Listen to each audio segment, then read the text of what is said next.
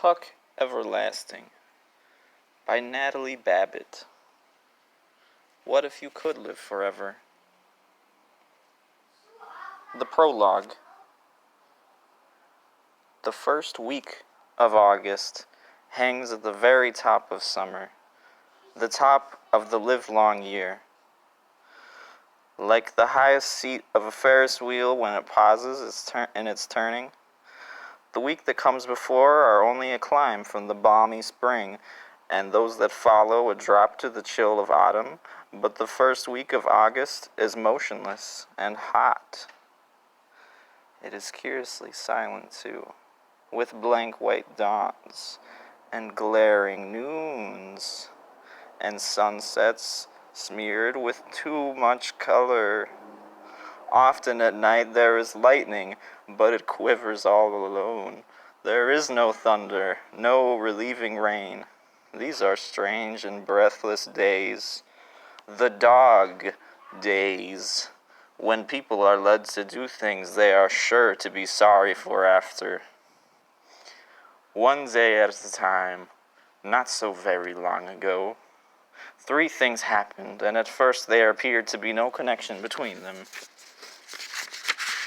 At dawn, May Tuck set out on her horse for the wood at the edge of the village of the Tree Gap. She was going there, as she did once every 10 years, to meet her 2 sons, Miles and Jesse. At noontime, Winnie Foster, whose family owned the Tree Gap Wood, lost her patience at last and decided to think about running away. And at sunset, a strange thing appeared at the Fosters' gate. He was looking for someone, but he didn't say who. No connection, you would agree. But things come together in strange ways. The wood was at the center, the hub of the wheel. All wheels must have a hub. A Ferris wheel has one, as the sun is the hub of the wheeling calendar. Fixed points they are, and best left undisturbed, for without them, nothing holds together. But sometimes people find this out too late. 1. The road that led to Tree Gap had been trod out long before by a herd of cows who were, to say the least, relaxed. It wandered along in curves and easy angles, swayed off and up in a pleasant tangent to the top of a small hill, ambled down again between fringes of bee-hung clover, and then cut sidewise across a meadow. Here its edges blurred. It widened and seemed to pause, suggesting tranquil bovine picnics, slow chewing, and thoughtful contemplation of the infinite. And then it went on again and came, at last, to the wood. But on reaching the shadows of the first trees, it veered sharply, swung out in a wide arc, as if for the first time it had reason to think where it was going, and passed around. On the other side of the wood, the sense of easiness dissolved. The road no longer belonged to the cows. It became instead, and rather abruptly, the property of people. And all at once the sun was uncomfortably hot, the dust oppressive, and the meager grass along its edges somewhat ragged and forlorn.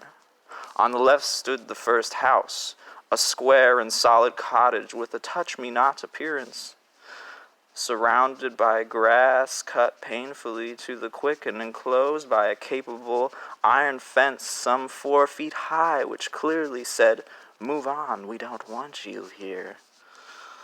So the road went humbly by and made its way past cottages more and more frequent but less and less forbidding into the village. But the village doesn't matter except for the jailhouse and the gallows.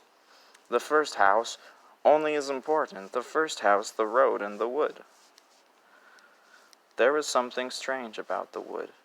If the look of the first house suggested that you'd better pass it by, so did the look of the wood, but for quite a different reason. The house was so proud of itself that you wanted to make a lot of noises as you passed, and maybe even throw a rock or two, but the wood had a sleeping, other-world appearance that made you want to speak in whispers. This, at least, is what the cows must have thought. Let it keep its peace. We won't disturb it. Whether the people felt that way about the wood or not is difficult to say. There were some, perhaps, who did. But for the most part, the people followed the road around the wood because that was the way it led. There was no road through the wood. And anyway, for the people, there was another reason to leave the wood to itself. It belonged to the Fosters, the owners of the Touch-Me-Not cottage, and was therefore private property in spite of the fact that it lay outside the fence and was perfectly accessible. The ownership of land is an odd thing when you come to think of it. How deep, after all, can it go? If a person who owns a piece of land, does he own it all the way down in ever-narrowing dimensions till it meets all other pieces at the center of the earth? Or does ownership consist only of a thin crust under which the friendly worms have never heard of trespassing? In any case, the wood being on top, except of course for its roots, was owned bud and bough by the Fosters and the Touch-Me-Not cottage. And if they never went there, if they never wandered in among the trees, well, that was their affair. Winnie, the only child of the house, never went there, though she sometimes stood inside the fence, carelessly banging a stick against the iron bars, and looked at it. But she had never been curious about it.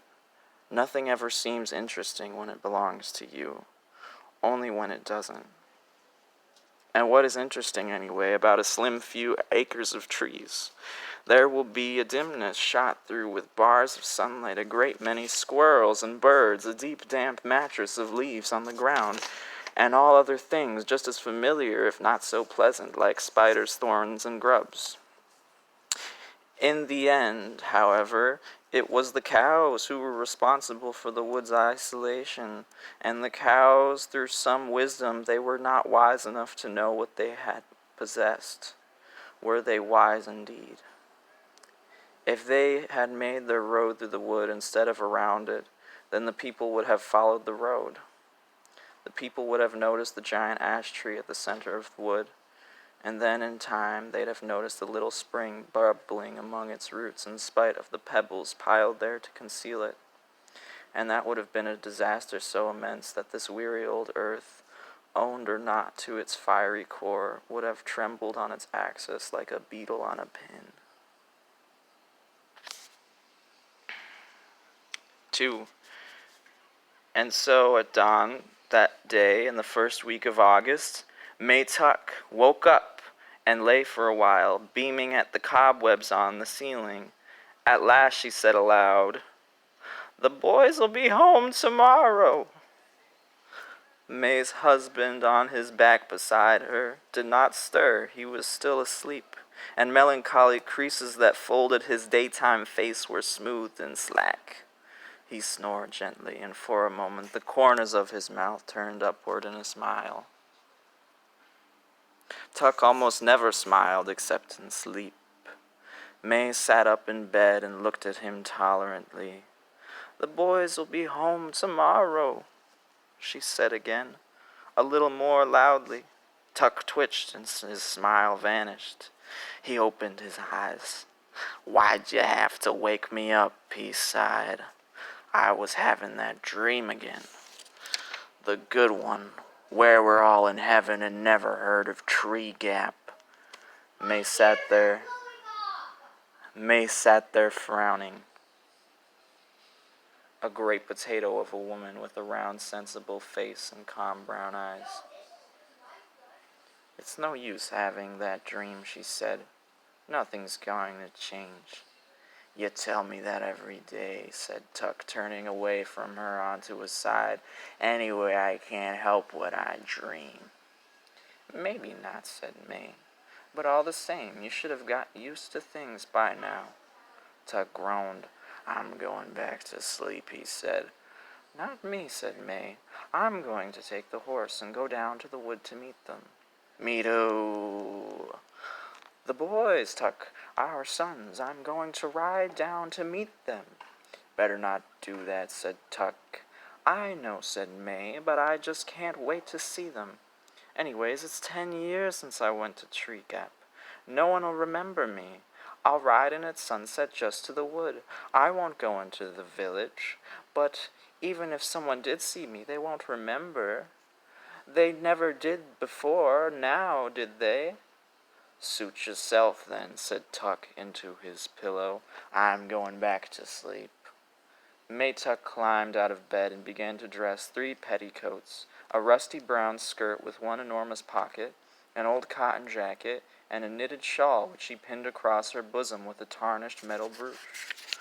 The sound of her dressing was so familiar to Tuck that he could say, without opening his eyes, "You don't need that shawl in the middle of summer."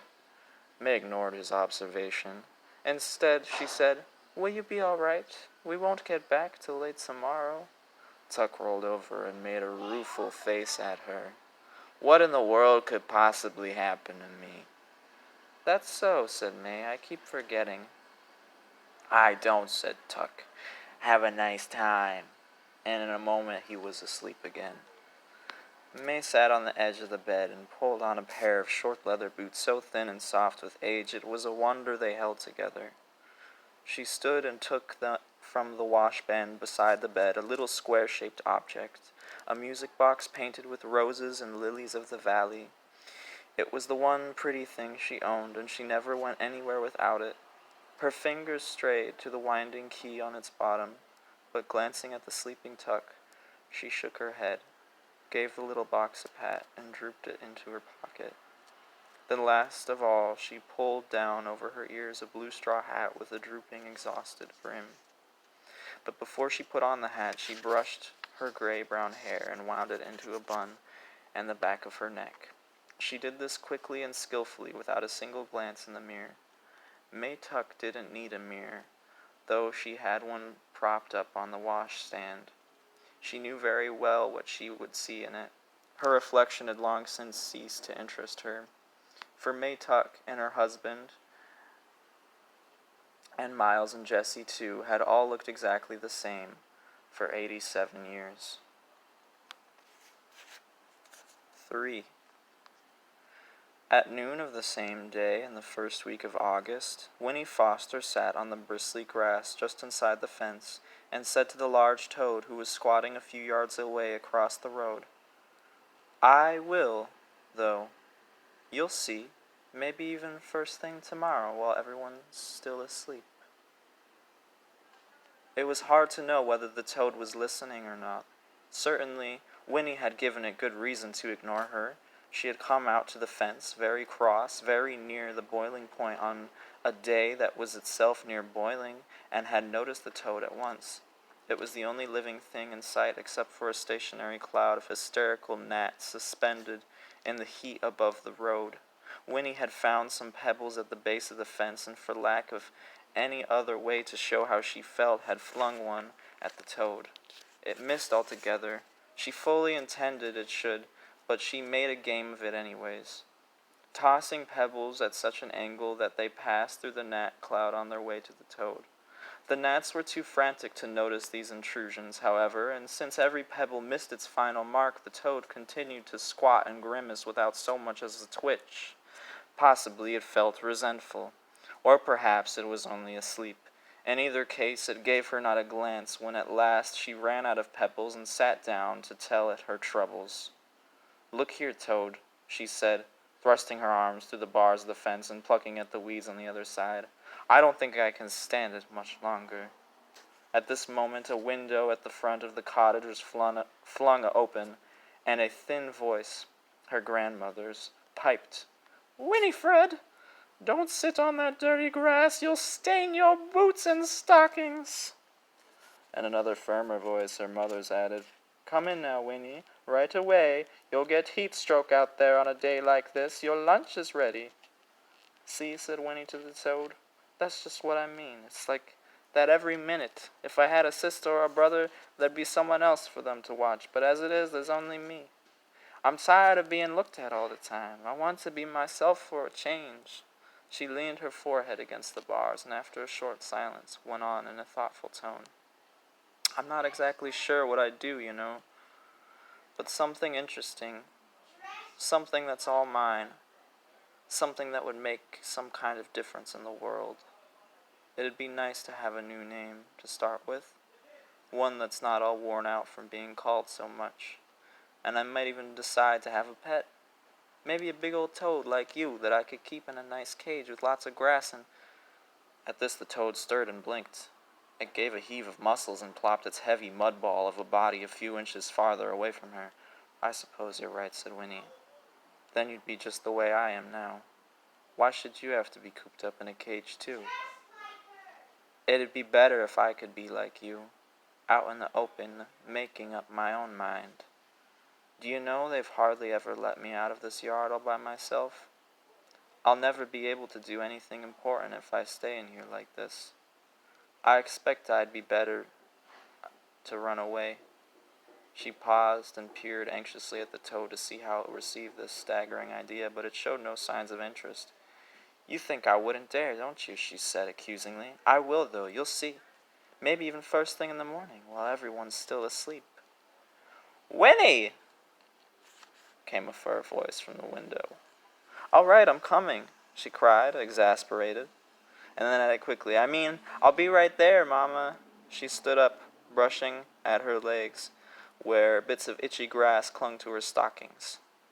The toad, as if it saw their interview was over, stirred again, bunched up, and bounced itself clumsily toward the wood. Winnie watched it go. Hop away, Toad, she called after it. You'll see. Just wait till morning.